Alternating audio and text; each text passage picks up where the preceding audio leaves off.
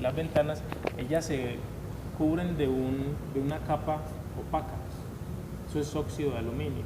Y muchas veces la gente, para que se vea bonita, tienen que brillarlas, o sea, eliminar esa capa. Lo mejor es dejarla así.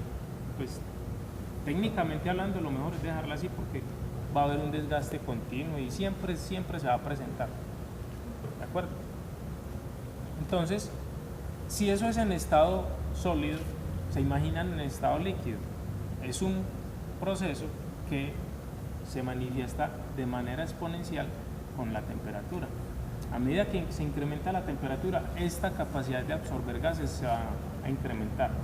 Entonces, cuando nosotros vamos a vaciar una pieza en este sentido, es un error casi siempre vaciarlo así. Que ya el material, cuando está cayendo, por mucho que yo lo haya limpiado antes de entrar al molde, durante este proceso se va a estar inmerso dentro del aire que está dentro del molde, que se va a estar oxidando. Entonces, lo mejor para hacer el llenado de estas piezas es llenarlas desde abajo. De esta manera el metal entra sin hacer muchas salpicaduras, sin generar turbulencias. Ojalá para este tipo de piezas, por ejemplo, fuera un canal en forma de bastón. Pero no solo de bastón. ¿Es con codo? Sí, como con una U. O sea, no solo con esa forma, sino que la sección cada vez, o en la medida que se va acercando mejor a la cavidad, se vaya reduciendo. Así el aire que se oxidó, o la parte del metal que se oxidó, va a quedar adherido a las paredes del molde y va a entrar a la pieza solo el que viene por el centro. Entonces va a llegar a la parte más baja, va a reducir la velocidad y luego, por efectos también de la reducción del canal, va a incrementar su velocidad y me va a llenar la pieza de manera más suave, sin la posibilidad, o sea, reduciendo bastante la posibilidad de generar óxidos dentro de la pieza. ¿Es claro? Bien. Entonces ahí vamos a definir o a distinguir dos tipos de llenado. Llenado en caída y llenado en fuente. Llenado en fuente es el más indicado para los materiales no ferrosos. Y llenado en caída se usa mucho para los materiales, o mejor dicho, se permite, porque es por facilidad de moldeo, de la elaboración de la cavidad, que se recurre a este molde. El otro es un poco más elaborado, requiere un poco más de técnica y de aplicación de tecnología de los metales, pero es justamente para evitar esa oxidación. ¿Alguna pregunta? Bien.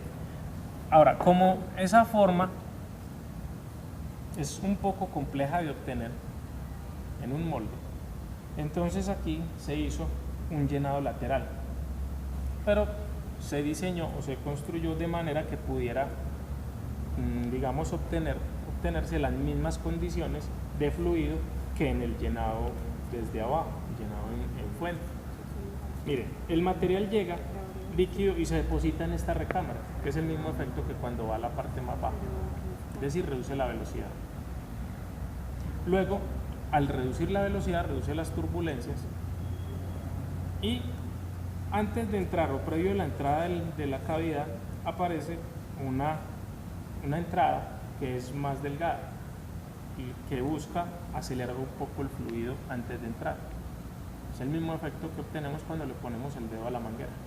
Se reduce y ahí tenemos un material limpio que entra más rápido al a la cavidad y la va llenando de una manera calmada, por decirlo así.